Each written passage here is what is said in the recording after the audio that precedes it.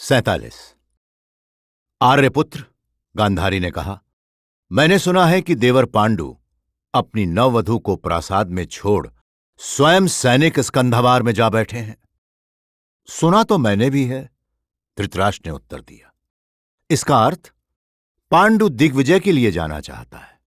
देवर दिग्विजय के लिए जाएंगे तो हस्तिनापुर का कामकाज कौन संभालेगा? पितृव्य भीष्म हैं। धृतराष्ट्र ने सहज भाव से उत्तर दिया, वो ही सदा संभालते आए हैं। एक बात कहूं?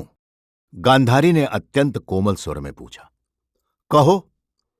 शकुनी कह रहा था कि जब तक आप दोनों भाई छोटे थे तब तो पितृव्य को राजकाज संभालना ही था, किंतु अब आप लोग वयस्क हो गए हैं और अपने दायित्व स्वयं पूरे करने में समर्थ हैं।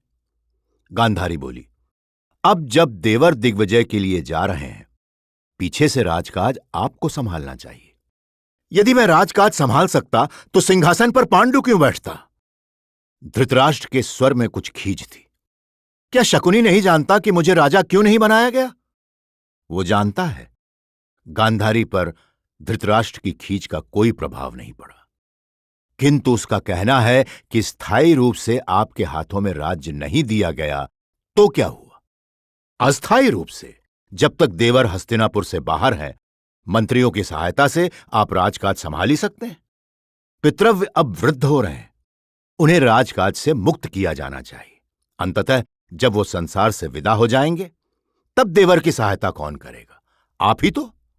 यदि अभी से आप थोड़ा थोड़ा कर ये कार्य नहीं करेंगे तो जब पूरा भार आप पर पड़ेगा तब आप क्या करेंगे?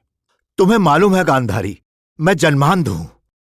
शकुनी का कहना है कि राज्य के वास्तविक स्वामी तो आप ही हैं। वस्तुतः आपकी सहायता करने के लिए ही पांडु को यह भार सौंपा गया है।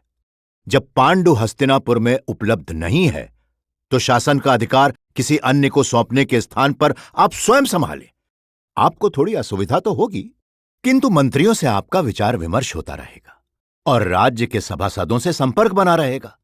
आप अपनी सुविधा अनुसार अपने पक्ष के कुछ मंत्री भी नियुक्त कर सकेंगे, ताकि जब हमारा पुत्र राजकाज संभालने के योग्य हो जाए तो वे मंत्री हमारे पक्ष से बोल सकें। धृतराष्ट्र को लगा गांधारी उसे एक बहुत ही मधुर स्वप्न दिखा रही है। कहीं यह स्वप्न सच हो पाता, हस्तिनापुर का साम्राज्य उसके हाथों में लौट आएगा। यह सब कुछ उसका अपना होगा। धन संपत्ति, राज्य सेना, प्रासाद संपदा, दास दासियां, उसके पश्चात उसका पुत्र राजा होगा। किंतु परिवार का सारा अधिकार तो पितृव्य भीष्म के हाथ में। वो ऐसा संभव होने देंगे क्या? वो तो माने बैठे हैं कि जन्मांध होने के कारण अब धृतराष्ट्र का राज्य पर कोई अधिकार ही नहीं रहा। वे कहेंगे राज्य पर राजा का नहीं, प्रजा का अधिकार होता है। प्रजा का यह जन्म सिद्ध अधिकार है कि उसे एक सुयोग्य राजा मिले जो उसका धर्मतः पालन कर सके, और जन्मांध व्यक्ति जो अपना ही पालन नहीं कर सकता वो प्रजा का क्या पालन करेगा? क्या पितृव्य भीष्म ऐसा होने देंगे? धृतराष्ट्र के मन का संशय उसकी जिह्वा पर आ गया। राज्य पितृव्य भीष्म का नहीं, आपके पिता सम्राट विचित्रवीर्य का था। गांधारी कुछ उग्रता से कह गई, किंतु तत्काल उसका स्वर नम्र हो गया। शकुनी कहता है कि राज्य मिलता नहीं, उसे प्राप्त किया जाता है। राजनीति का पहला धर्म है उद्यम, किंतु उद्यम का आधार अधिकार होता है। जहां अधिकार ही मेरी ओर न हो, शकुनी अधिकार विहीन उद्यम में विश्वास करता है। गांधारी बोली, सफलता संपूर्ण अधिकारों की कसौटी है। जो अपने उद्यम में सफल हो जाता है, अधिकार स्वतः उसके अनुकूल हो जाते हैं। शकुनी राजनीतिज्ञ है या शास्त्र निर्माता? वो कहता है कि प्रत्येक राजनीतिज्ञ को शास्त्र निर्माता भी होना पड़ता है, और प्रत्येक शास्त्र निर्माता कहीं ना कहीं राजनीतिज्ञ भी होता है। धृतराष्ट्र अपनी अंधी आंखें गांधारी की ओर उठाए चुपचाप पलकें झपकाता रहा। वो समझ नहीं पा रहा था कि वो क्या कहे। गांधारी की बातें उससे प्रिय लग रही थीं, किंतु उसका विवेक कहीं उसे टोक रहा था। उसने आज तक जो नीति शास्त्र पढ़ा था या जिसकी चर्चा उसके आसपास होती रही थी, उसमें व्यापक सामाजिक हितों के संदर्भ में पहले नीति का निर्णय होता था, और नीति का निर्णय ऋषि मुनि चिंतक विचारक किया करते थे। राजनीति तो नीति की अनुचरी होती है, किंतु शकुनी कह रहा है यदि धृतराष्ट्र ऋषियों की नीति पर चलता रहा तो ठीक कहता है शकुनी कि तब राज्य उसे नहीं मिल सकता, और यदि राज्य उसे चाहिए तो नीति और धर्म का आग्रह छोड़ना होगा। पर नीति कहती है कि धर्म का आग्रह छोड़ने से अन्याय का जन्म होता है, और अन्याय के जन्म के साथ ही विनाश की प्रक्रिया आरंभ हो जाती है।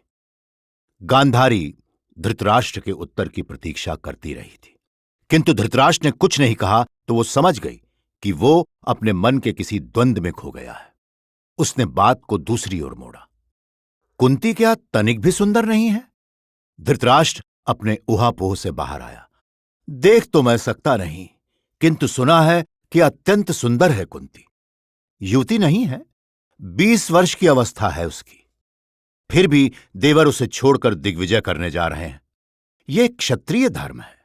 गांधारी हंसी। सब स्थानों के बीच में धर्म मत लाया कीजिए।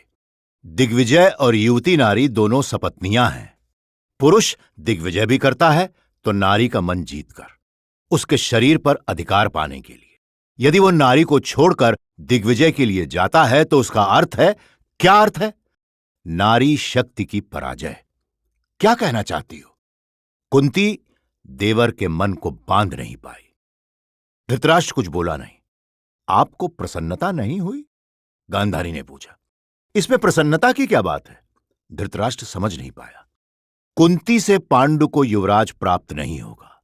हमारा पुत्र पहले जन्म लेगा और हम प्रयत्न करेंगे कि वो युवराज घोषित हो। धृतराष्ट्र को लगा उसके मन से धर्म, नीति, श्रेय सब कुछ विलीन हो गया है। उसके मन में तो केवल राजनीति है, शकुनी की राजनीति।